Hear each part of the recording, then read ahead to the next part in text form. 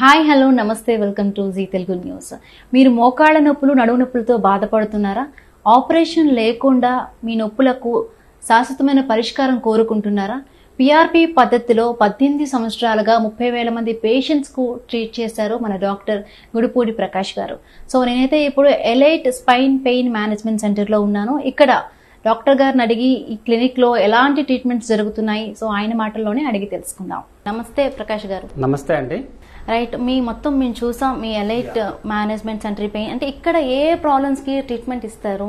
So మీరు ఇప్పటికే PRP పద్ధతిలో మీ ట్రీట్మెంట్ లో 25 అంటే 1,000 మందికి పైగా కూడా ట్రీట్మెంట్ ఇక్కడ పొందిన వారు ఉన్నారు. 18 ఏళ్ళుగా కూడా మీకు ఈ ట్రీట్మెంట్ లో అనుభవం ఉందని మేము విన్నాం. సో చాలా మంది ట్రైన్డ్ డాక్టర్స్ మీరు ట్రైనర్ చేశారని కూడా విన్నాం. సో ఎలాంటి సార్ ఇక్కడ ఎలాంటి ట్రీట్మెంట్ జరుగుతున్నాయి? ఇక్కడ ప్రధానంగా ఇక్కడ ఎవరైతే దీర్ఘకాలిక నొప్పులతో బాధపడుతుంటారో అంటే దాన్ని క్రానిక్ పెయిన్స్ అంటారు. ఈ దీర్ఘకాలిక నొప్పులతో బాధపడే వాళ్ళకి, అంతేకాకుండా కొన్ని క్యాన్సర్ టైప్ ఆఫ్ ట్రీట్మెంట్ అంటే క్యాన్సర్ రిలేటెడ్ ట్రీట్మెంట్ వాటితో బాధపడుతున్న వాళ్ళకి, కానీ కొంతమంది నరాల నొప్పులతో బాధపడుతున్న వాళ్ళకి, ఇటువంటి వాళ్ళకి అందరికీ ఏంటంటే ఇక్కడ ఆపరేషన్ అనేది లేకుండా అండ్ పెయిన్ కిల్లర్స్ అనేది వాడకుండా ఇక్కడ ఒక చిన్న ఇంజెక్షన్స్ ద్వారా వాళ్ళకి వివిధ రకాల పద్ధతుల ద్వారా, అది రీజనరేటివ్ థెరపీ అంటారు, దాంట్లో platelet rich plasma, PRP injections అనేసి, గ్రోత్ ఫ్యాక్టర్స్ కాన్సన్ట్రేషన్స్ అనేసి, ఇటువంటి పద్ధతుల ద్వారా వాళ్ళకి ఏదైతే మోకాలు నొప్పులు కావచ్చు, లైక్ షోల్డర్ పెయిన్స్ అంటారు, ఎల్బో పెయిన్స్ అంటారు, కొన్ని కండరాల నొప్పులకి ఇటువంటి రీజనరేటివ్ థెరపీ ద్వారా ఇంజెక్షన్స్తో వాళ్ళకి నయం చేస్తుంటా ఉంటాం. అదే కాకుండా కొంతమంది నడుము నొప్పులతో బాధపడే వాళ్ళు ఎక్కువ ఉంటారు. ఎక్కువగా డిస్క్ రిలేటెడ్ ప్రాబ్లం అంటారు, దాన్ని సయాటికా అంటుంటాము. ఈ డిస్క్ బల్జ్ వల్ల కూడా చాలామంది ఏంటంటే ఆపరేషన్కు వెళ్లాల్సి వచ్చి భయపడి చాలామంది పెయిన్ కిల్లర్స్ వాడుతుంటారు. ఇటువంటి వాళ్ళకి కూడా ఈ ఆపరేషన్స్ అనేది లేకుండా పెయిన్ కిల్లర్స్ ఎక్కువ కాలం వాడకుండా వీళ్ళకి కూడా డిఫరెంట్ టెక్నిక్స్, ఇంజెక్షన్స్ అనేది ఎక్కువగా మేము యూజ్ చేస్తుంటాం. దాంట్లో ఇంటర్లామినర్ ఎపిడ్యూరల్స్ అనేసి, ట్రాన్స్ఫరామినల్స్ అంటే different approaches, advanced technology, advanced and ఇన్స్ట్రుమెంట్స్ని ఉపయోగించి వాళ్ళకి ఇంజెక్షన్స్ ద్వారానే ఆపరేషన్ లేకుండా ట్రీట్ చేస్తుంటాం. సార్ ఎక్కడంటే మన ఇప్పుడు ఈ సెంటర్ లో ఇప్పుడు పిఆర్పి పద్ధతి అని మీరు అంటున్నారు. అవును. అసలు చాలా మంది పీపుల్ కి పిఆర్పి అంటే ఏంటో తెలియదు. సో ఇప్పుడు జనరల్ గా ఒక డాక్టర్ దగ్గరికి వెళ్తే మీకు కాళ్ళు మోకాళ్ళు అరిగిపోయినాయి, ఆపరేషన్ అంటే భయపడిపోయి చాలా మంది అసలు ఆపరేషన్ కే వెళ్లకుండా ఉండిపోతున్నారు. సో మన ఈ సెంటర్ లో అట్లా పిఆర్పి అంటే ఎలా చేస్తారు? ఓకే, షూర్, డెఫినెట్గా అండి. ఇక్కడ జనరల్గా ఈ మోకాళ్ళ నొప్పి అనేది ఒక వయసు తర్వాత మనం చూస్తుంటాము. ఎస్పెషల్లీ ఆఫ్టర్ 50 years తర్వాత ఈ మోకాల్లో ఉండేది అయితే కార్టిలేజ్ అంటాం, దాన్ని మనం తెలుగులో మృదులాస్తి అంటుంటాము. ఈ మృదులాస్తి అరుగుదల వల్ల మనకి మోకాళ్ళ నొప్పి అనేది ఏర్పడుతుంటుంది. సో ఎప్పుడైతే ఈ మృదులాస్తి అరుగుదల వల్ల వాళ్ళకి ఎప్పుడైతే మన రీగ్రో, మనకి ఇప్పటివరకు ఉన్న మెడిసిన్స్లో ఒకటి రీజనరేటివ్ థెరపీ ఏదైతే ఉందో దాని పిఆర్పి అంటాం, ప్లేట్లెట్ రిచ్ ప్లాస్మా అని. దాని తర్వాత ఇంకా అడ్వాన్స్డ్గా గ్రోత్ ఫ్యాక్టర్స్ కాన్సన్ట్రేషన్ అంటాం. ఇటువంటి పిఆర్పి గ్రోత్ ఫ్యాక్టర్స్ కాన్సన్ట్రేషన్ ఉపయోగించి మనం ఈ మోకాల్లో ఇంజెక్షన్ ఇచ్చినట్లయితే వాళ్ళకి అరిగిన ఏదైతే మృదులాస్తి ఉందో తిరిగి వాళ్ళకి పునరుత్పత్తి అవ్వడం వల్ల వాళ్ళకి మోకాలు నొప్పి లేకుండా అరికట్టచ్చు అన్నట్టు. దీన్ని జనరల్గా మనం ఎట్లా అంటే ఇప్పుడు ఏదైనా ఒక పేషెంట్ మన దగ్గరకు వచ్చినప్పుడు మోకాలు నొప్పులతో వచ్చినప్పుడు వాళ్ళకి క్లియర్గా ఎవాల్యుయేట్ చేస్తాం అన్నట్టు. క్లినికల్గా కావచ్చు, ఎక్స్రేస్ కావచ్చు, స్కాన్ చేయడం వల్ల అటు వివిధ రకాల పద్ధతుల ద్వారా వాళ్ళకి ఏ గ్రేడ్లో ఉన్న అంటే అరుగుదలను బట్టి వాళ్ళకి 4 రకాల గ్రేడ్స్ అనేది ఉంటుంది. వాళ్ళు ఫస్ట్ స్టేజ్లో ఉన్నారా, సెకండ్ స్టేజ్లో ఉన్నారా, థర్డ్ స్టేజ్లో, అలా వాళ్ళ యొక్క స్టేజెస్ బట్టి వాళ్ళకి ఏంటంటే అరుగుదలను బట్టి వాళ్ళకి అదే పేషెంట్ దగ్గర నుంచి మనం ఇక్కడ రక్తం సేకరించి ఏదైతే ఈ ప్లేట్లెట్స్ మనకి బ్లడ్లో ఏంటంటే 3 రకాల కణాలు ప్రధానంగా చూస్తుంటాం. ఒకటి ఎర్ర రక్త కణాలు, రెండోది తెల్ల రక్త కణాలు, మూడోది ప్లేట్లెట్స్ అన్నట్టు. ఈ ప్లేట్లెట్స్ అనేది ఆ ప్లేట్లెట్స్ లోపల మనకి గ్రోత్ ఫ్యాక్టర్స్ అనేది ఉంటాయి అన్నట్టు. కొన్నిసార్లు ఏంటంటే డైరెక్ట్గా ప్లేట్లెట్స్ అనేది మోకాల్లో ఇంజెక్ట్ చేస్తాము. ఇంకొన్ని సందర్భాల్లో ఇంకా అడ్వాన్స్డ్ ఇప్పుడు డైరెక్ట్గా గ్రోత్ ఫ్యాక్టర్స్ సెపరేట్ చేసి ఈ మోకాల్లో ఇంజెక్ట్ చేస్తుంటాం అన్నమాట. అంటే మీరు ఇందాక అన్నారు అంటే గ్రేడ్స్ అంటున్నారు. జనరల్ గా ఇప్పుడు ఎవరైనా పేషెంట్స్ వచ్చినప్పుడు వాళ్ళకి కొంచెం సిమ్టమ్స్ ఉంటాయి సార్. అంటే మనం ఏ గ్రేడ్ లో ఉన్నామో తెలుసుకోవడానికి అంటే వాళ్ళకి ఏమైనా కొంచెం సిమ్టమ్స్ కానీ ఇప్పుడు ఏ గ్రేడ్ లో వస్తే మనం ఇక్కడ ట్రీట్మెంట్ చేయగలుగుతాం సార్? సో జనరల్గా మనం ఇక్కడ ఏంటంటే జనరల్గా పేషెంట్స్ మోకాలు నొప్పులతో వచ్చేవాళ్ళు సర్వసాధారణంగా ఏంటంటే ఒకళ్ళు బాగా నొప్పి ఉన్నప్పుడే వస్తుంటారు ఇక్కడికి క్లినిక్కి. ఎప్పుడు ఇనిషియల్గా వాళ్ళు ఏ స్టేజ్లో అంటే నొప్పి లేని సమయంలో అయితే రారు. ఇప్పుడు నొప్పి ఎప్పుడు వస్తుందంటే జనరల్గా ఇప్పుడు సెకండ్ స్టేజ్ దాటిన తర్వాతనే, అంటే సెకండ్ గ్రేడ్ దాటిన తర్వాతనే ఈ మోకాలు నొప్పులు అనేది ఏర్పడుతుంటుంది. ఎక్కువగా మన దగ్గరికి వచ్చే పేషెంట్స్ ఎక్కువ థర్డ్ స్టేజ్, ఫోర్త్ స్టేజ్ వాళ్ళే ఎక్కువగా ఉంటారు. కాబట్టి అప్ టు థర్డ్ స్టేజ్ వరకు మనకి ఇటువంటి పిఆర్పి ఇంజెక్షన్స్ కానీ ఈ గ్రోత్ ఫ్యాక్టర్స్ కాన్సన్ట్రేషన్ కానీ చేర్చుకున్నట్లయితే వాళ్ళకి ఈ మృదులాస్థి అనేది రీగ్రోత్ అనేది చాలా బాగా ఎక్కువగా ఉంటుంది. అదే ఈ మధ్య కాలంలో సార్ మామూలుగా మనం అబ్జర్వ్ చేస్తే అంటే ఏజ్ తో సంబంధం లేదు, జనరల్ గా ఈ కాళ్ళ నొప్పులు అనేవి అంటే మిడిల్ ఏజ్డ్ పీపుల్ వాళ్ళకి కూడా వచ్చేస్తుంది. సో ఎట్లా సార్ మరి ఇప్పుడు వీళ్ళు ముందుగుండానే ఏమైనా తెలుసుకోవాలంటే ఇప్పుడు కొంచెం అంటే ఏ స్టేజ్ లో వస్తే బాగుంటుంది అంటారు? ఆఫ్టర్ 50 years తర్వాత ఫస్ట్ టైం పెయిన్ నోటీస్ చేస్తారంటే డెఫినెట్ గా వాళ్ళకి మోకాళ్ళు అరుగుదల స్టార్ట్ అవుతున్నట్టు. అటువంటి అప్పుడు వాళ్ళు నెగ్లెక్ట్ చేయకుండా ఇమీడియట్ గా ఒకసారి వాళ్ళు ఎక్స్రే కానీ చేసుకున్నట్లయితే మోకాళ్ళకి వాళ్ళకి అప్పుడు మనకి ఈజీగా మనం ఫైండ్ అవుట్ చేయొచ్చు వాళ్ళు ఏ గ్రేడ్ లో ఉన్నారు, అంటే అరుగుదలను బట్టి వాళ్ళకి స్పేస్ ఎంత తగ్గింది అని చూస్తాం అన్నట్టు. వాళ్ళకు అంటే వాళ్ళు కూడా మనం డయాగ్నోస్ కూడా చేసుకోవచ్చు. చేసుకొని వాళ్ళు ఒకసారి సంప్రదించినట్లయితే వాళ్ళు ఇమీడియట్గా ఇటువంటి ట్రీట్మెంట్ కానీ చేర్చుకున్నట్టయితే వాళ్ళు ఎక్కువగా ఫర్దర్గా అడ్వాన్స్ కాకుండా 4th స్టేజ్ వరకు పోకుండా మనం ఆపగలుగుతాం అన్నట్టు. ఆపరేషన్స్ కూడా లేకుండా చాలా వరకు మనం నియంత్రించవచ్చు అన్నట్టు. అలా అంటే ఫీమేల్స్ మేల్స్ లో మనం అబ్జర్వ్ చేసే సార్ మోకాళ్ళ నొప్పులు జనరల్ గా వింటుంటాం మనం, బామ్మల కాలం గానీ చాలా కాళ్ళ నొప్పులు వచ్చేసాయి, అరిగిపోయాయి అని చెప్పి. ఎందుకు సార్ ఎక్కువగా మనం అంటే మేల్స్ తో పోల్చుకుంటే ఫీమేల్ కి ఎక్కువగా ఇలాంటి అరుగుదల అనేది ఎక్కువగా వాళ్ళ దగ్గర మనం వింటుంటాం? అవునండి, అంటే ఇప్పుడు మనకి అన్నట్టు ఫిమేల్స్ లో ఇది ఎక్కువగా చూస్తామంటే ఈ మోకాళ్ళ అరుగుదల కానీ కండరాల నొప్పులు కానీ మిగతా రకరకాల దీర్ఘకాలిక నొప్పులు ఎక్కువగా ఫిమేల్స్ లోనే చూస్తాం అన్నట్టు ఎక్కువగా. ఎందుకంటే ఒకటి మెయిన్ గా మనం అబ్జర్వ్ చేయాల్సింది ఫిమేల్స్ లో అంటే వాళ్ళకి ఇన్ఫ్లమేషన్ అనేది అంటే వాళ్ళకి మనకి మేల్స్ తో పోల్చుకుంటే ఫిమేల్స్ లో కాస్త ఇన్ఫ్లమేటరీ రెస్పాన్స్ అనేది కొద్దిగా ఎక్కువగా ఉంటుంది. కాబట్టి ఎప్పుడైతే ఒక పేషెంట్ ఇన్ఫ్లమేషన్ అనేది ఎక్కువగా ఉన్నప్పుడు వాళ్ళు తొందరగా ఈ కార్టిలేజ్ అరిగేదానికి ఛాన్స్ ఎక్కువగా ఉంటుంది.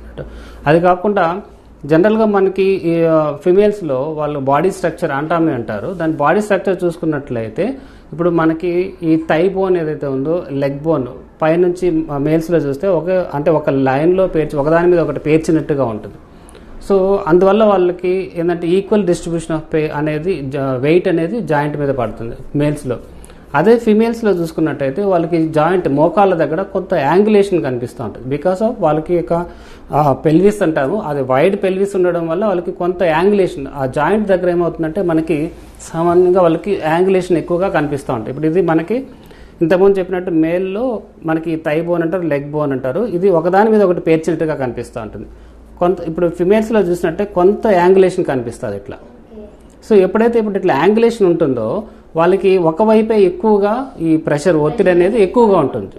దాని మూలన వాళ్ళకి కొంత తొందరగా కూడా మోకాలు అనేది అరుగుతూ ఉంటుంది. ఇది ఒక రీజన్ అన్నట్టు. ఇంకొకటి ఏంటంటే ఎక్కువగా ఈ ఫిమేల్స్ లో ఎక్కువగా ఈస్ట్రోజన్ అనే హార్మోన్ ఏదైతే ఉంటుందో వాళ్ళలో ఎక్కువగా ప్రొడ్యూస్ అవుతూ ఉంటుంది. ఇది ఎక్కువగా ఈ కార్టిలేజ్ ఈ మృదులాస్థిని ప్రొటెక్ట్ చేస్తూ వస్తూ ఉంటుంది. ఎప్పుడైతే వీళ్ళు తొందరగా ఎర్లీ మెనోపాజ్ అంటే పీరియడ్స్ తొందరగా ఆగిపోవడం కానీ ఇంకొంతమందిలో ఈ గర్భసంచి తీసేయడము, ఓవరీస్ తీసేయడం, అటువంటి వాళ్ళు ఏమవుతుందంటే ఈ హార్మోన్ లెవెల్స్ అనేది ఈ బాడీలో తగ్గిపోతూ ఉంటుంది. ఎప్పుడైతే ఈస్ట్రోజన్ హార్మోన్ అనేది బాడీలో తగ్గిపోతూ వస్తుంటుందో అప్పుడు మనకి ఏమవుతుందంటే ఈ ప్రొటెక్టివ్ మెకానిజం అంటే కార్టిలేజ్ని కాపాడే గుణం అనేది తగ్గిపోయినప్పుడు వీళ్ళు తొందరగా అరుగుదలకు లోనవుతుంటారు. ఇది ఎక్కువగా మనం చూస్తుంటాం. అది కాకుండా మనకి ఫిమేల్స్లో ఎక్కువగా మీరు చూడొచ్చు వంటగదులు ఎక్కువసేపు నిలబడి పనిచేయడం అదొక ప్రధాన కారణం.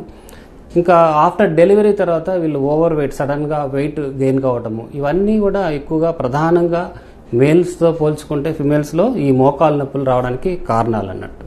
మళ్ళీ ఫాలో అప్స్ అని చేస్తుండే సార్ నెక్స్ట్ సిట్టింగ్ కి ఎప్పుడు రావాలి ఏంటి అని? షూర్, డెఫినెట్గా అండి. అంటే అరుగుదల బట్టి ఉంటుందండి ఇదంతా. ఇప్పుడు మన దగ్గరికి జనరల్గా వచ్చే పేషెంట్స్ అంటే 3rd స్టేజ్లో వస్తారు ఎక్కువగా. కాబట్టి ఆ 3rd స్టేజ్లో వచ్చే వాళ్ళకి ఏంటంటే జనరల్గా మేము అడ్వైస్ చేసి 3 సిట్టింగ్స్ చెప్తాము పిఆర్పి థెరపీ. దానికన్నా ముందు కొన్ని ఇంకా పెయిన్ ఎక్కువగా ఉన్నప్పుడు రేడియో ఫ్రీక్వెన్సీ అబ్లేషన్స్ అంటుంటాము, అది కూడా అడ్వైస్ చేస్తాము. మొత్తం 4 సిట్టింగ్స్ అనేది ఉంటుంది అన్నట్టు. సో మొత్తం ప్రతి సిట్టింగ్స్కి వాళ్ళకి గ్యాప్ అనేది 15 ఉంటుంది అన్నట్టు. ఎవ్రీ 15 డేస్కి ఒకసారి వాళ్ళు చేసుకుని వెళ్లాల్సి వస్తుంది. కానీ ఎప్పుడైనా ప్రతిసారి వచ్చి ఒక 1 అవర్ కన్నా ఎక్కువగా ఇక్కడ స్పెండ్ చేయాల్సిన అవసరం అనేది ఉండదు. ఒకసారి చేసుకుని వెళ్ళిన తర్వాత ఇమీడియట్గా వాళ్ళు రెగ్యులర్ యాక్టివిటీస్ కూడా చేసుకోవచ్చు. దీనికి ఎక్కడ రెస్ట్ అనేది అవసరమే లేదండి. చాలా మందికి ట్రీట్మెంట్ సమయంలో ఎలాంటి ఫుడ్ తీసుకోవాలి అనే డౌట్ కూడా చాలా మందికి ఉంటుంది సార్. సో ఈ ట్రీట్మెంట్ లో ఎలాంటి ఆహారం తీసుకోవాలి అంటే? సో ఇక్కడ ఆహార నియమాలు అనేది ఎటువంటిది లేదండి. సో ఎటువంటి ఫుడ్ అన్నా తీసుకోవచ్చు. మేము చెప్పేది ఒకటే, ఎటువంటి ఫుడ్ అన్నా మీకు తీసుకోవచ్చు. కాకపోతే వెయిట్ గెయిన్ కాకుండా అంటే బరువు పెరగకుండా చూసుకోవాలి, అది మెయిన్ అన్నట్టు ఇక్కడ. ఇంకా వీలైనంత వరకు బరువు తగ్గితే వాళ్ళకి ఏమిటంటే ఎప్పుడైతే ఒక పేషెంట్ అంటే ఒక మనిషి బరువు కానీ తగ్గుతూ ఉంటే ఉండాల్సిన బరువు కంటే అధికంగా ఉన్నప్పుడు వాళ్ళ బరువు తగ్గమని అడ్వైస్ చేస్తాను. ఎప్పుడైతే బరువు తగ్గినట్లయితే వాళ్ళకి ఈ వెయిట్ బాడీ శరీరం మొత్తము ఈ వెయిట్ మీద నుంచి అంటే మోకాల మీద నుంచి బరువు తీసేసినట్టు అవుతుంది. ఫర్ ఎగ్జాంపుల్ ఒక పేషెంట్ 1 కేజీ బరువు అదనంగా ఉన్నారనుకో, ఉండాల్సిన బరువు కంటే 1 కేజీ బరువు ఎక్కువగా ఉన్నారనుకోండి, అప్పుడు ఏమవుతుందంటే ప్రతి ఎవ్రీ కేజీకి అంటే 1 కేజీకి 5 రెట్లు అధికమైన బరువు ఈ మోకాల మీద పడుతూ ఉంటుంది. సో అందుకని అట్లే ఒక 1 or 2 కేజీ తగ్గిన వాళ్ళకి 10 కేజీల బరువు మనం మోకాల నుంచి తీసినట్టు అవుతుంది. అందుకని వాళ్ళకి ఏమవుతుందంటే ఎప్పుడైతే బరువు అనేది మోకాల మీద తగ్గుతూ వస్తుంటే అప్పుడు వాళ్ళకి తొందరగా ఈ మోకాల అరుగుదలకి లోను కాకుండా చూసుకోవచ్చు అన్నట్టు. ఇది మేము ఎక్కువగా అడ్వైస్ చేస్తాం. కాబట్టి ఫుడ్లో మాతో ఎటువంటి రెస్ట్రిక్షన్ అనేది లేదండి, ఏదైనా తీసుకోవచ్చు. సో అలాగే సార్ ఇలాంటి ఇప్పుడు ఎలైట్ సెంటర్ లాంటివి ఇంకా ఎక్కడెక్కడ ఉన్నాయి సార్ మీ బ్రాంచెస్ అన్ని? సో మాది ఫస్ట్ బ్రాంచ్ మణికొండ అండి. మాది సెకండ్ బ్రాంచ్ రీసెంట్ గానే ఏప్రిల్లో స్టార్ట్ చేసాము దిల్సుఖ్ నగర్లో, చైతన్యపురి దగ్గర నియర్ బిసైడ్ లలిత జ్యువెలర్స్ పక్కనే ఉంటుంది మాది. అక్కడ డాక్టర్ మోహన్ గారు అని మా కొలీగ్ అండి, సీనియర్ కొలీగ్, అక్కడ డాక్టర్ గారు చూసుకుంటారండి ఎక్కువ అక్కడ. అంటే ఇప్పుడు మీ దగ్గరకు వచ్చిన పేషెంట్స్ లో ఎక్కువ రేషియో ఎవరు సార్ అంటున్నారు? అంటే జనరల్ గా ఇది అడిగే క్వశ్చన్ ఎందుకు అడుగుతున్నానంటే లేడీస్ రేషియో ఉంటుంది, జెంట్స్ రేషియో ఉంటుంది. సో అంటే ఎక్కువగా ఈ సమస్యతో ఎవరెవరు వస్తున్నారు సార్ మీ దగ్గర? మా దగ్గరికి ఎక్కువగా ఈ మోకాల నొప్పులతో బాధపడే వాళ్ళు ఫస్ట్ ఎక్కువగా అనిపిస్తారండి.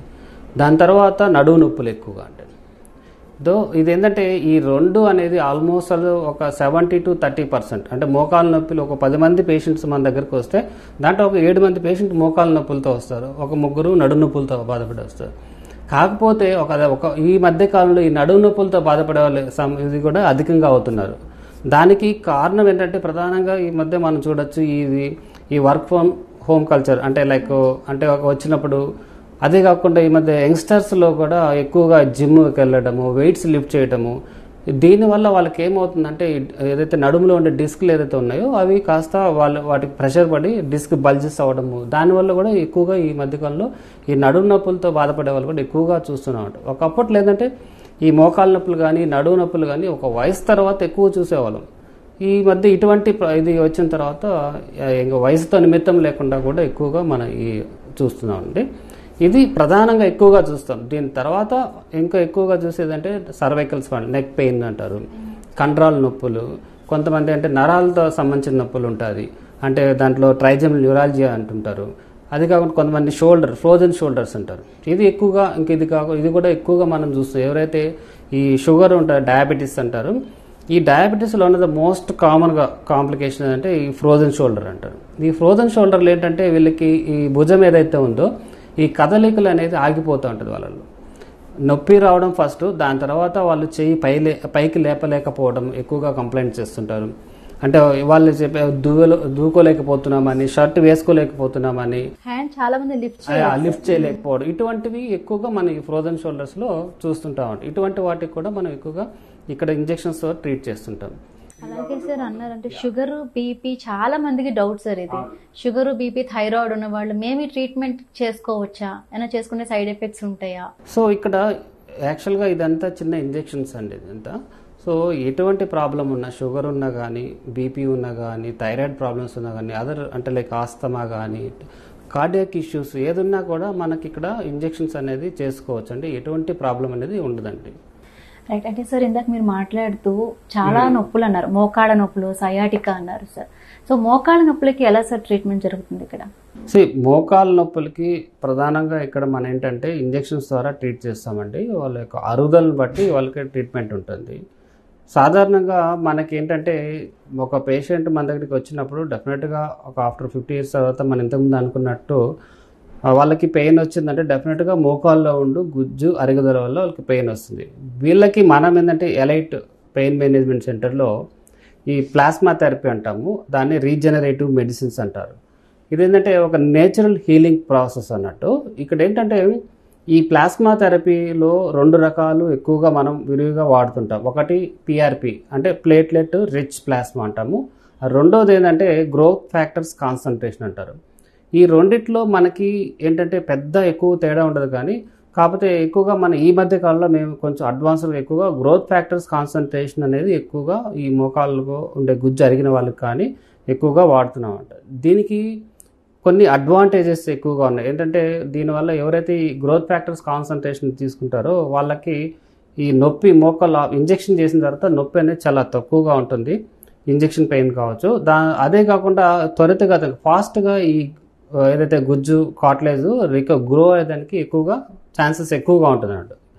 సో ఇక్కడ మనం అనుకున్నట్టు ఈ రీజనరేటివ్ మెడిసిన్లో ఈ ప్లేట్లెట్స్ ఈ గ్రోత్ ఫ్యాక్టర్స్ అనేది ఎలా పనిచేస్తుంది గుజ్జు అరిగిన వాళ్ళకంటే, మామూలుగా మనకి ఈ ప్లేట్లెట్స్ అనేది ఈ గ్రోత్ ఫ్యాక్టర్స్ అనేది మన బ్లడ్లోనే ఉంటుందనండి.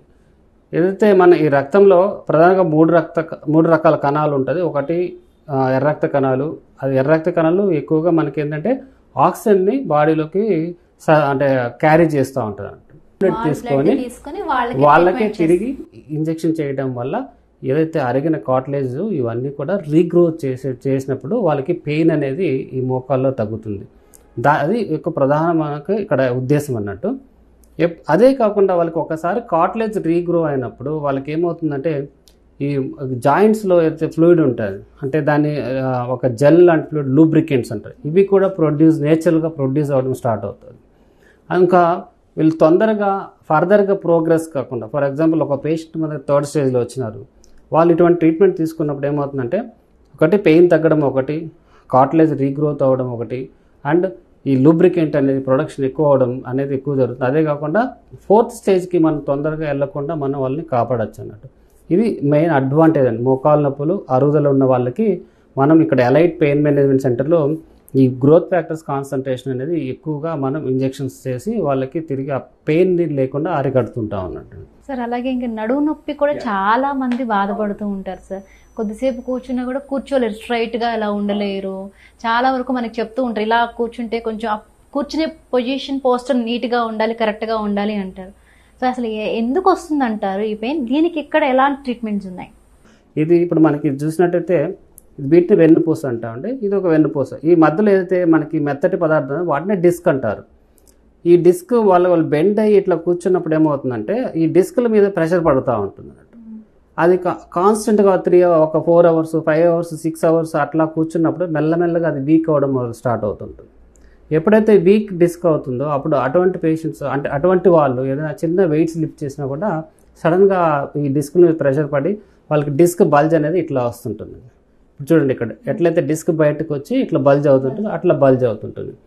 అట్లా ఎప్పుడైతే డిస్క్ బల్జ్ అవగానే వాళ్ళకి ఏమవుతుందంటే మనకి వెనకాల నరం, దీన్ని స్పైనల్ కార్డ్ అంటారు, వెళ్ళి ఆ స్పైనల్ కార్డ్ నరం మీద ఒత్తిడి క్రియేట్ అవుతూ ఉంటుంది. అప్పుడు వాళ్ళకి ఈ బ్యాక్ పెయిన్ రావటము, అదే కాకుండా ఈ ఏదైతే ఇది ఈ పెద్ద నరం నుంచి కొంచెం చిన్న నరాలు కాళ్ళకి వెళ్తుంటాయి అన్నట్టు. ఈ నడుము నొప్పితో పాటు ఈ కాలు గుంజుతుండడము, ఇటువంటి ప్రాబ్లమ్స్ వస్తుంటాయి. వాటిని మనం సయాటికా అంటుంటాం. ఓకే సార్, అందాక మీరు మాట్లాడుతూ సయాటికా గురించి అన్నారు. చాలా మంది నేను చూసినప్పుడు స్టూడెంట్స్లో కూడా చూసాను సార్, సయాటికా ప్రాబ్లం ఉండి వాళ్ళు అట్లీస్ట్ వాష్రూమ్ కూడా వెళ్ళలేని పొజిషన్స్లో నేను చాలా మందిని చూస్తున్నాను. సడన్గా వస్తే పట్టేసినట్టు ఉంటుంది వాళ్ళకి. సో వాళ్ళకి ఇప్పుడు నడుము నొప్పితో మీరు నడుము నొప్పితో వచ్చే వాళ్ళకి ఎలాంటి ట్రీట్మెంట్ జరుగుతుందో, సయాటికా కూడా ఇక్కడ ఎలాంటి ట్రీట్మెంట్ ఉంటుందా సార్? ఉంటుందండి. సయాటికా కూడా వీళ్ళకి ఇక్కడ ఏంటంటే ఇక్కడ వీళ్ళకి ఆపరేషన్స్ అనేది లేకుండా మనం ఏంటంటే ఇక్కడ ఏదంటే అడ్వాన్స్డ్ టెక్నాలజీ, అడ్వాన్స్డ్ ఇన్స్ట్రుమెంట్స్ ఉపయోగించి వీళ్ళకి ఎక్కడైతే ఇంతకుముందు చెప్పినట్టు బల్జ్ అవుతుందో, ఎక్కడ బల్జ్ అయ్యి వాళ్ళకి నరం మీద ఒత్తిడి వస్తుందో ఆ ప్రదేశంలో మనము ఇంజెక్షన్స్ ఇవ్వడం వల్ల వాళ్ళకి ఏమవుతుందంటే వాళ్ళకి ప్రధానంగా ఆ నరం మీద ఒత్తిడి అనేది తగ్గిపోయి వాళ్ళకి పెయిన్ అనేది తగ్గుతుంటుంది అన్నట్టు.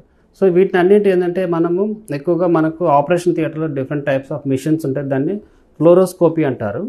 ఈ ఫ్లోరోస్కోపీ మిషన్ ఉపయోగించి వాళ్ళకి ఎక్కడెక్కడ ఈ డిస్కులు అనేది నరం మీద ఒత్తిడి ఉంది అని చూసుకొని ఆ పర్టికులర్ ప్లేస్లో ఒక చిన్న సన్నటి నీడిల్ పంపించి అక్కడ ఇంజెక్షన్స్ చేస్తాం అన్నట్టు.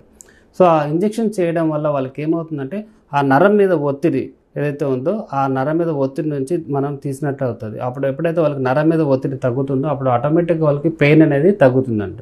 ఇవంతా చాలా సింపుల్గా, అంటే ఆపరేషన్స్ లేకుండా చిన్న ఇంజెక్షన్స్ ద్వారానే మనము అంటే బికాస్ ఆఫ్ ఈ టెక్నాలజీ కావచ్చు, ఇన్స్ట్రుమెంట్స్ అంటే అడ్వాన్స్డ్ ఎక్విప్మెంట్స్ రావడం వల్ల ఇటువంటి ఇంజెక్షన్స్ మనం ఈ రోజుల్లో చేయడం వల్ల వీళ్ళకి ఆపరేషన్ వరకు వెళ్లకుండానే మనం వాళ్ళకి సయాటికా నుంచి ఉపశమనం పొందేటట్లు చేస్తున్నాం. ఏంటంటే ఈ మధ్య కాలంలో ఫ్రోజన్ షోల్డర్ని కూడా కొత్తగా వింటున్నాను సార్. చాలా మందిలో ఈ ప్రాబ్లం ఒకటి ఎరేజ్ అవుతుంది. సో అలాంటి వాళ్ళకి అంటే ఎందుకు వస్తుంది ఆ ప్రాబ్లము, ఇక్కడ ఎలాంటి ట్రీట్మెంట్ జరుగుతుంది సార్? షూర్, డెఫినెట్గా అంటే ఫ్రోజన్ షోల్డర్ అనేది మీరు అన్నట్టు ఈ మధ్యకాలంలో ఈ మోకాలు నొప్పులు, నడుము నొప్పులు తర్వాత ఈ ఫ్రోజన్ షోల్డర్స్ అనేది ఎక్కువగా చూస్తున్నాం. దీనికి ఎక్కువ కారణం ఏంటంటే ఈ ఎక్కువ షుగర్ పేషెంట్స్, ఈ ఎవరైతే డయాబెటీస్ ఉంటుందో వాళ్ళకి కంట్రోల్ ఉన్నా కంట్రోల్ లేకపోయినా కూడా వాళ్ళలో ఇటువంటి ఇది ఒక one of the most complication అంటాం ఫ్రోజన్ షోల్డర్ అనేది. అంటే వాళ్ళలో ఏమవుతుందంటే ఎవరైతే డయాబెటీస్తో సఫర్ అవుతుంటారో వాళ్ళకి భుజంలో ఉండే ఏదైతే ఉంటుందో దానికి గ్లినోహెమరల్ జాయింట్ అంటారు. ఈ భుజం దగ్గర మనకు ఒక తొడుగు ఉంటుంది, క్యాప్సూల్ ఉంటుంది. ఆ క్యాప్సూల్ మొత్తం ఇన్ఫ్లమేషన్ అనేది క్రియేట్ అవుతూ ఉంటుంది. అంటే వాపులాగా క్రియేట్ అయ్యి అది క్రమేణా ఏమవుతుందంటే ఆ తొడుగు అనేది కుంచుకుపోతుంటుంది అన్నట్టు. సో అప్పుడు వాళ్ళకి ఏమవుతుందంటే మొత్తం అంటే ఆ జాయింట్ మొత్తం ఫ్రీజ్ చేస్తూ ఉంటుంది, అది క్యాప్సూల్ అనేది అంటే మూమెంట్ లేకుండా చేసేస్తూ ఉంటుంది అన్నట్టు. దాన్నే మనం ఫ్రోజన్ షోల్డర్స్ అంటుంటాం. అటువంటి వాళ్ళకి ఏంటంటే ఇక్కడ ఈ ఎలైట్ పెయిన్ మేనేజ్మెంట్ సెంటర్లో వాళ్ళకి అడ్వాన్స్డ్ టెక్నాలజీ అంటే స్కాన్ ఉపయోగించి వాళ్ళకి ఎక్కడ ఈ ఇన్ఫ్లమేటరీ ప్రాసెస్ ఎక్కడ ఉంది అనే ఆ జాయింట్లో వాళ్ళకి ఏంటంటే ఒక హైడ్రో డైలిటేషన్ టెక్నిక్స్ అంటారు. దాని ద్వారా ఒక ఇంజెక్షన్స్ ద్వారానే వాళ్ళకి ఏంటంటే ఆ ఇన్ఫ్లమేషన్ మొత్తం తగ్గించడం, ఏదైతే క్యాప్సూల్స్ అయితే వారికి తొడుగు ఏదైతే ఉందో ఆ వాపును తగ్గించడం చేయడం వల్ల వాళ్ళకి వితిన్ 2 to 3 వీక్స్లో వాళ్ళకి కంప్లీట్గా ఈ మూమెంట్స్ అనేది నార్మల్ రావడం, అంటే ఆల్మోస్ట్ నియర్ నార్మల్లే వచ్చేస్తుందండి మామూలుగా. అంతేకాకుండా వాళ్ళ పెయిన్ కూడా ఆల్మోస్ట్ వాళ్ళు తగ్గిపోతూ ఉంటుంది. ఇది మనం ఈ పెయిన్ మేనేజ్మెంట్ సెంటర్లో వితౌట్ ఫిజియోథెరపీ లేకుండానే ఇంజెక్షన్స్ ద్వారానే వాళ్ళకి ఏంటంటే కంప్లీట్గా నార్మల్ అయ్యేటట్లు చేస్తామండి. సరే, అంటే మీరు ఇందాక చెప్తున్నప్పుడు నాకు ఒక డౌట్ వచ్చింది సార్. జనరల్గా ఈ మధ్యన నేను చాలా మందిలో విన్నాను, సిస్టమ్ వర్క్ చేసేవాళ్ళు కానీ అంటే సాఫ్ట్వేర్ ఇంజనీర్స్ అవ్వచ్చు, చాలా మంది రైటర్స్ కానీ రాస్తున్నప్పుడు కానీ వాళ్ళకి ఇక్కడ పెయిన్ వస్తూ ఉంటుంది సార్. ఒకటే రైట్ హ్యాండ్లో పెయిన్ వస్తూ ఉంటుంది. సో వాళ్ళకి కూర్చునే పొజిషన్ అంటే ఇట్లా కూర్చోవడం వల్ల పొజిషన్ వల్ల ప్రాబ్లం వస్తుంది అంటారా? సో వాళ్ళకు కూడా ట్రీట్మెంట్ జరుగుతుందా సార్? షూర్, డెఫినెట్గా జరుగుతుందండి. అంటే మీరు అన్నట్టు సిస్టమ్ దగ్గర వర్క్ చేసే వాళ్ళకి కావచ్చు, అంటే వాళ్ళు అంటే లైక్ సాఫ్ట్వేర్ వాళ్ళు కావచ్చు, లైక్ రైటర్స్ ఉంటారు. వీళ్ళంతా ఏంటంటే వాళ్ళ వర్క్ అంతా ఎక్కువ మన హ్యాండ్ మీదనే ఉంటుంది అన్నట్టు. ఇప్పుడు వాళ్ళు ఎట్లా రాస్తున్నారు అంటే వాళ్ళు యూజ్ చేసే టేబుల్ ఎట్లా ఉంది, హైట్లో ఉందా లేకపోతే సమానంగా ఉందా అనే దాన్ని బట్టి వాళ్ళకి ఇటువంటి కొన్ని కంప్లైంట్స్ ఎక్కువగా అవుతుంది. ఇప్పుడు వాళ్ళు సరిగా ప్రాపర్గా వాళ్ళు రాసేటప్పుడు హైట్లో యూజ్ చేసినప్పుడు మనం ఏం చేయాలి, హ్యాండ్ అనేది పైకి వెళ్తుంటుంది. ఎప్పుడైతే మన హ్యాండ్ పైకి పెట్టి ఇట్లా వర్క్ చేస్తున్నప్పుడు ఈ మజిల్స్ మీద వాళ్ళకి ఎక్కువగా కంటిన్యూస్గా స్ట్రెయిన్ అవ్వడం వల్ల వాళ్ళకి ఈ మయోఫేషియల్ సిండ్రోమ్స్ అనేది ఎక్కువగా ఏర్పడుతుంది. వాళ్ళు ఎక్కువ కంప్లైంట్స్ అంటే ఇది భుజం నొప్పి రావటము, ఆ భుజం నొప్పితో పాటు నరం గుంజినట్టు ఇట్లాంటి ప్రాబ్లమ్స్ ఎక్కువగా చెప్తూ ఉంటారు అన్నట్టు. అటువంటి వాళ్ళకి ఏంటంటే ఫస్ట్ వాళ్ళు కరెక్షన్ చేసుకోమంటాం. ఫస్ట్ వాళ్ళు చేసే విధానంలో ఎర్గనామిక్స్ మెయింటైన్ చేయమంటాము. ఎప్పుడైతే దాంతోపాటు ఈ మెడిసిన్స్తో తగ్గలేని పక్షంలో వాళ్ళకి కొన్ని ట్రిగ్గర్ పాయింట్స్ ఉంటాయి. అంటే ఎక్కడైతే మ్యాక్సిమం పెయిన్ ఉంటుందో కండరాల్లో అక్కడ ఈ స్కాన్ ఉపయోగించి చిన్న ఇంజెక్షన్స్ చేస్తాం. వాటిని ట్రిగ్గర్ పాయింట్ ఇంజెక్షన్స్ అంటారు. అటువంటి ఇంజెక్షన్స్తోనే వీళ్ళకి ఏంటంటే ఈ కండరాల నొప్పులు మనం ఇక్కడ తగ్గించడం వల్ల ఈ పెయిన్ అనేది వాళ్ళకి చాలా వరకు తగ్గిపోతుందండి. సార్, పిఆర్పి ట్రీట్మెంట్ పొందిన చాలా మంది పేషెంట్స్ ఇక్కడ ఉన్నారు. మేము వచ్చినప్పుడు కూడా ట్రీట్మెంట్స్ జరుగుతున్నాయి. సార్, పిఆర్పి ట్రీట్మెంట్ ఎలా చేస్తారో ఒకసారి చూపిస్తారు? సో డెఫినెట్గా అండి చూపిస్తాం. మన దగ్గర ఇప్పుడు చాలా మంది ఈ మోకాళ్ళ నొప్పులతో బాధపడే వాళ్ళు ఆల్మోస్ట్ ఎక్కువగా ఉన్నారు. వాళ్ళకి ఈ పిఆర్పి ట్రీట్మెంట్ చేస్తున్నాం ఈరోజు. వాళ్ళలో ఒక పేషెంట్ మీకు చూపిస్తాను, ఒకసారి మీరు రండి. కాకపోతే దానికి ఏంటంటే ప్రికాషన్స్ అవన్నీ అంటే ఏసెప్టిక్ కండిషన్స్లో చేస్తామన్నారు. డ్రెస్ కోడ్ అవన్నీ ఉంటుంది, అది మీరు ఫాలో అవ్వాల్సి వస్తుంది. డెఫినెట్గా సార్. రైట్, ఇప్పుడైతే మనం థియేటర్లో ఉన్నాం. ఇక్కడ పిఆర్పి ఎలా చేస్తారో లైవ్లో కూడా మనకి డాక్టర్ సార్ చూపిస్తూ ఉన్నారు. ఒక పేషెంట్ కూడా ఉన్నారు, ట్రీట్మెంట్ ఆయనకే చేయబోతున్నారు. సో ప్రొసీజర్ ఎలా చేయబోతున్నారో ఏంటో చూద్దాం. మనం ఎప్పుడైనా కానీ ఇంజెక్షన్ ఇచ్చే ముందు మొత్తం ఇవంతా ఏసెప్టిక్ కండిషన్ అంటారు. మొత్తం ప్రాపర్గా స్టెరిలైజ్ చేసి క్లీనింగ్ ఏంటంటే బీటాడిన్తో క్లీన్ చేసిన తర్వాత మనం ఇంజెక్షన్ చేస్తాం అన్నట్టు. ఎందుకంటే ఇదంతా మనం జాయింట్లో ఇంజెక్షన్ చేస్తున్నాం కాబట్టి ప్రాపర్ ఏసెప్టిక్ మెయింటైన్ చేయాల్సి వస్తుంది. ఓకే, ఇది బీటాడిన్ మనం ఫస్ట్ యూజ్ చేసేది. బీటాడిన్తో మొత్తం జాయింట్ మొత్తం క్లీన్ చేస్తున్నాము అంటే మోకాళ్ళ దగ్గర. ఓకే,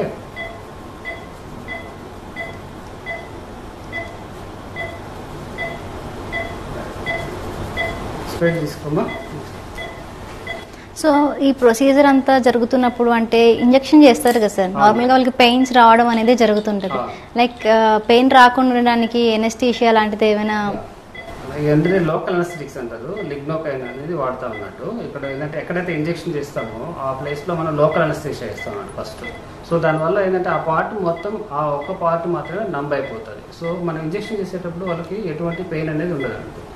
అది ఇంకోటి ఏంటంటే ఇక్కడ మనం ఇంజెక్షన్ చేసే నీడిల్ ఏదైతే యూజ్ చేస్తామో ఆ నీడిల్ అంటే 26 గజ్ అంటారు దాన్ని, చాలా తిన్ నీడిల్ ఉంటుంది. మనం ఎట్లయితే ఇప్పుడు ఇంతకుముందు వ్యాక్సిన్ వేసుకున్నాం కదా, వ్యాక్సిన్కి ఎటువంటి నీడిల్ వాడేవాళ్ళు చాలా తిన్ నీడిల్ ఉంటుంది. అటువంటి నీడిల్ యూజ్ చేసి మనం ఏంటంటే ఇక్కడ ఫస్ట్ ఇన్సులిన్ వేసుకుంటారు కదా సార్, జనరల్ గా వాళ్ళే వేసుకుంటారు, అలాంటి నీడిల్ యూజ్ ఆల్మోస్ట్ అలాంటి నీడిల్ అంత సైజే ఉంటుంది, దానికన్నా కొంచెం పెద్ద ఉంటుంది. కాబట్టి అంత పెయిన్ అనేది ఏముండదు, ఎందుకంటే అక్కడ మొత్తం ఇంజెక్షన్ లోకల్ అనస్థీషియా ఇస్తాం కాబట్టి ఆ పర్టికులర్ ప్లేస్లో మీకు అసలు నొప్పి అనేది ఉండదు అన్నట్టు.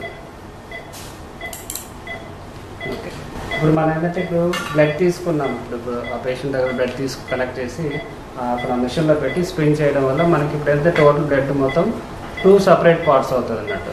ఇప్పుడు ఎట్లయితే ఇప్పుడు ఇక్కడ మీకు ఇక్కడ 2 సపరేట్ పార్ట్స్ అని చూడండి. ఇక్కడ కింద మొత్తం దీంట్లో రెడ్ కలర్ ఎంత కనిపిస్తుందో ఇది ఒక పార్ట్, పైన మీకు ఎల్లో గోల్డెన్ ఎల్లో కనిపిస్తుంది ఇది ఒక పార్ట్. ఏదైతే పైన కనిపిస్తుందో this is the plasma growth factors concentration అన్నట్టు.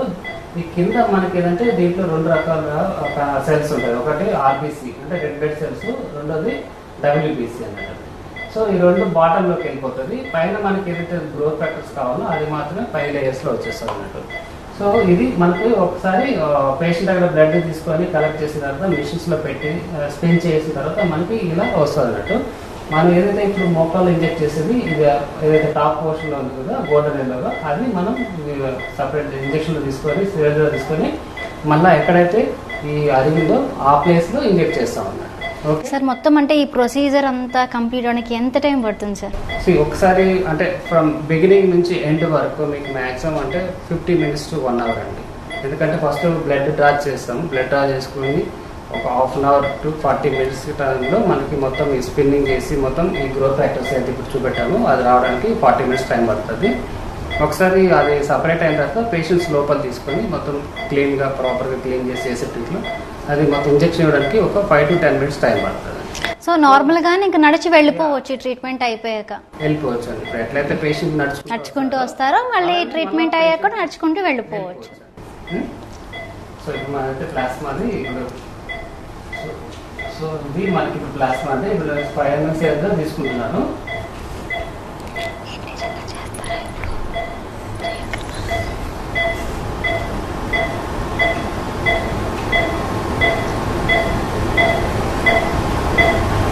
సో ఇది ప్లాస్మా అరౌండ్ 4 ml దాకా మనము ఎక్స్ట్రాక్ట్ చేయాలి దీంట్లో. ఓకే, సో ఇప్పుడు ఇది ఏంటంటే చల్లి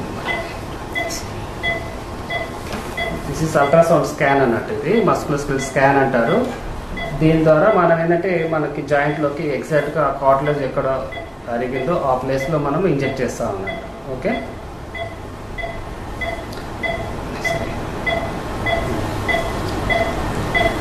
సో సింపుల్ అండి, ఇది జస్ట్ మీకు ఒకసారి సపరేట్ చేసిన తర్వాత మీకు మ్యాక్సిమం 5 minutes కూడా పట్టదు. Okay, so first before injection మొత్తం ఒకసారి చెక్ చేసుకొని ఇవ్వడానికి మాత్రం ఇక 5 minutes టైం పడుతుంది. ఓకే, సో ఇది మీకు ఇంతకుముందు అన్నట్టు ఈ ఇంజెక్షన్ ఇచ్చే ముందు కూడా మనం ఏంటంటే ఫస్ట్ లోకల్ అనస్థీషియా ఇస్తాం, ఎందుకని పెయిన్ కూడా ఎటువంటి పెయిన్ అనేది కూడా ఉండదు అన్నట్టు. సో భయపడాల్సిన అవసరం ఏం లేదు దీంట్లో, ఇది సింపుల్ ఇంజెక్షన్ టెక్నికే.